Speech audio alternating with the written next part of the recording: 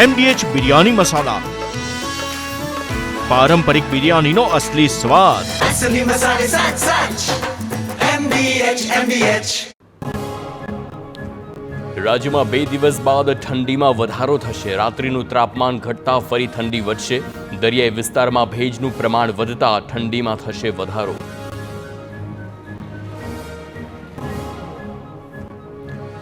રાજ્યના શીત મથક તરીકે જાણીતા નલિયામાં આજે લઘુત્તમ તાપમાન 11.6 ડિગ્રી સેલ્સિયસ નોંધાયું. આ સાથે જ નલિયા રાજ્યનું સૌથી ઠંડુ શહેર. આ તરફ ભુજ શહેરનું ન્યૂનતમ તાપમાન 15.8 ડિગ્રી સેલ્સિયસ રહ્યું. ગીર સોમનાથ વેરાવળના કાજલી માર્કેટિંગ યાર્ડ બહાર ટ્રેક્ટરોની કતારો લાગી. ટેકાના ભાવે મગફળી વેચવા ખેડૂતોનો ધસારો. મોટી સંખ્યામાં ખેડૂતો મગફળી લઈ માર્કેટિંગ યાર્ડ પહોંચ્યા. દરરોજ 100 ખેડૂતોને બોલાવાય છે ટેકાના ભાવે મગફળી વેચવા. કચ્છના રાપર તાલુકામાં યુરિયા ખાતરનો કકળાટ યથાવત. ગેંગારપર ગામે સવારથી ખેડૂતો ખાતર લેવા લાઇનમાં લાગ્યા. સવારના 5 વાગ્યાથી લાઇનમાં લાગવા છતાં ખાતર નથી મળતું. ખેડૂતોને ખાતરનો પૂરતો જથ્થો પૂરા પાડવાની માંગ કરવામાં આવી. ખાતરની અછતને લીધે ખેડૂતોને રવિ પાક લેવામાં પણ મુશ્કેલી. બનાસકાંઠાના દાંતામાં મનરેગા યોજનાનું મોટું કૌભાંડ થયું હોવાનો આરોપ. અનેક શ્રમિકોને પૂરતા નાણાં ન મળતા હોવાનો ગંભીર આક્ષેપ. મનરેગાના શ્રમિકોના નામે ડમી બેંક ખાતા ખુલ્યા હોવાનો દાવો. શ્રમિકોના નાણાં વચેટિયાઓ ચાઉ કરી જતા હોવાની ફરિયાદ.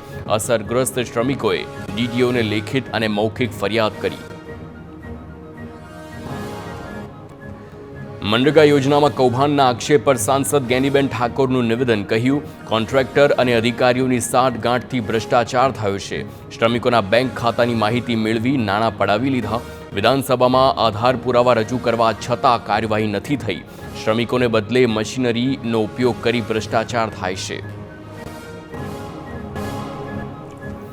મહેસાણામાં SIRની કામગીરી અંગે ઋષિકેશ પટેલનું નિવેદન. BLO શિક્ષકો પર કામગીરીનું ભારણ ન રહે તે માટે સૂચનાઓ અપાઈ.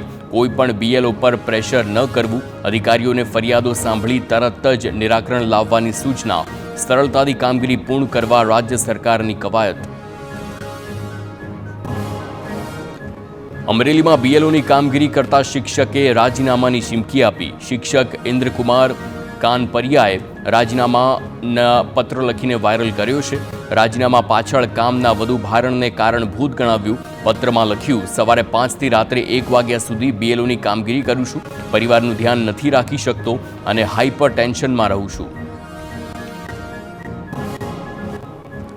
મોરબીમાં 2 સિરામિક ઉદ્યોગ એકમો પર GST વિભાગની ટીમની તપાસ. પ્લેટિનમ સિરામિક અને આર્ટ ટાઇલ ફેક્ટરીમાં કર્યું સર્ચ ઓપરેશન. દસ્તાવેજી પુરાવા અને ડિજિટલ સાધનોની ચકાસણી કરાઈ.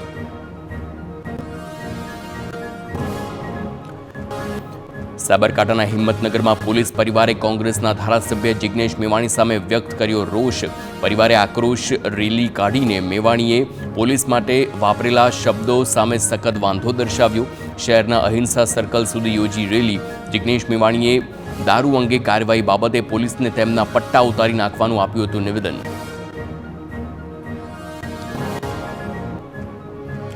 વાવ થરાદમાં દુકાનો બંધ રાખી વેપારીઓએ નોંધાવ્યો વિરોધ.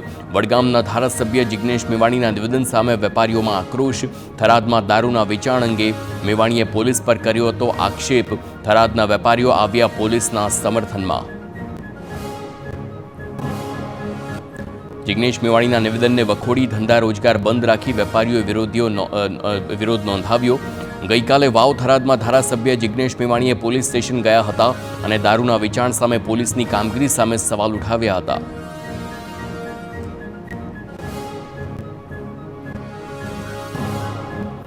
વડોદરા એરપોર્ટ પર POPના પાટિયા ધરાશાયી થયા. ઇન્ડિગો ચેક ઇન કાઉન્ટર પાસેની આ ઘટના બની છે. તો એક મુસાફરે સમગ્ર ઘટનાનો વિડીયો બનાવીને સોશિયલ મીડિયામાં કર્યો છે વાયરલ. આંતરરાષ્ટ્રીય એરપોર્ટ પર મુસાફરોની સુરક્ષા અને મેન્ટેનન્સ અંગે ઉઠાવ્યા સવાલ. મુસાફરે ઘટના અંગે તરત પગલાં લેવા એરપોર્ટ ઓથોરિટી પાસે માંગ કરી. અમદાવાદમાં ગુજરાત યુનિવર્સિટીની પરીક્ષામાં છબરડો જોવા મળ્યો. MMCJમાં આવતીકાલનું પેપર આજે પૂછી લેવાયું છે. મીડિયા રિસર્ચનું આવતીકાલનું પેપર આજે પૂછી લેવાયું. પરીક્ષા વિભાગને ધ્યાને આવતા પેપર તરત જ પરત લેવાયું. આજનું પેપર વિદ્યાર્થીઓને આપી 1 કલાકનો વધુ સમય આપવામાં આવ્યો. અમદાવાદના ચંડોળા બાદ AMCની બીજી સૌથી મોટી ડેમોલિશન ડ્રાઈવ. શહેરના વધુ એક તળાવ પર મનપાની દબાણ હટાવ ઝુંબેશ. ઇસનપુર તળાવ પરના કાચા અને પાકા મકાનો દૂર કરવાની કામગીરી. દબાણ હટાવ ઝુંબેશ દ્વારા 925 મકાનોનું દબાણ દૂર કરાશે. JCB સહિત મોટી સંખ્યામાં પોલીસના કાફલાની તૈનાતી. ઇસનપુર તળાવ પર પાછલા 50 વર્ષમાં કરાયું હતું ગેરકાયદે દબાણ. બુલડોઝર ફરે તે પહેલા જ લોકોએ સ્વેચ્છાએ મકાન ખાલી કર્યા. ફાયર વિભાગ અને મેડિકલની ટીમ પણ ઘટના સ્થળ પર. તો અગાઉ વિસનપુર તળાવ પરથી 167 દબાણો કરાયા હતા દૂર. હવે 925 ગેરકાયદે બાંધકામોને દૂર કરાશે. 550 પોલીસ કર્મીઓ, 550 જેટલા AMC કર્મચારીઓ તૈનાત. તો 8 JCB અને 8 હિટાચી મશીન કામે લગાયા. ચોમાસા પહેલા જ મકાન ધારકોને આપી દેવાઈ હતી નોટિસ.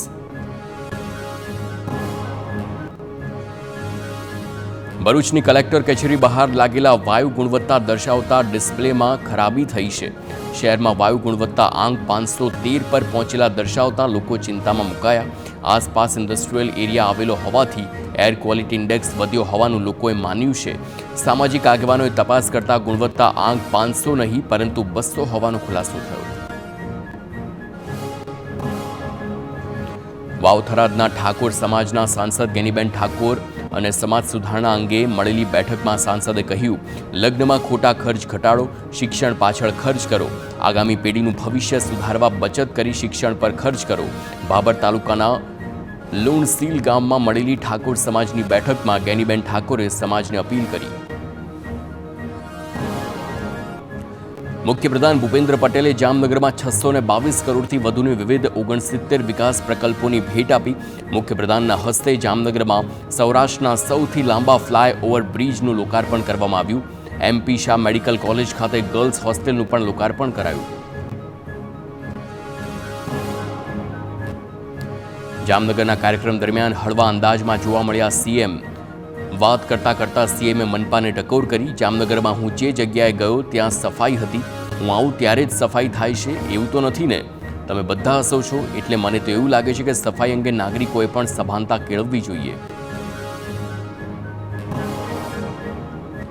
સુરત શહેરમાં તસ્કરો બેફામ. પર્વત પાટિયામાં ભાવના જ્વેલર્સમાંથી ચોરીની ઘટના. દિવાલનું બાકોરું પાડીને તસ્કરો દુકાનમાં ઘૂસ્યા હતા. લાખો રૂપિયાના દાગીના ચોરી થયાની આશંકાઓ. તસ્કરો CCTVમાં કેદ થયા. તસ્કરોએ લોકર તોડવાનો પણ કર્યો હતો પ્રયાસ. નવસારીના ચીખલી અને વાંસદા તાલુકામાં ખેરના લાકડાની ચોરી. જો ખેરના લાકડાની બેફામ ચોરી અટકાવવામાં નહીં આવે તો ખેરના વૃક્ષોના અસ્તિત્વ પર સંકટ આવી શકે તેવી શક્યતા. તો થોડા સમય પહેલા ડાંગ અને વલસાડમાંથી ખેરના લાકડાની ચોરી કરતા 19 જેટલા લોકોને પોલીસે ઝડપ્યા હતા. MDH કિચન કિંગ મસાલા રસોડામાં હોય તો આપણે કાંઈ પણ બનાવી શકીએ છીએ. રીંગણાનો ઓળો, બટેટા ફુલાવર, ભીંડી મસાલા અને બીજું ઘણું બધું. MDH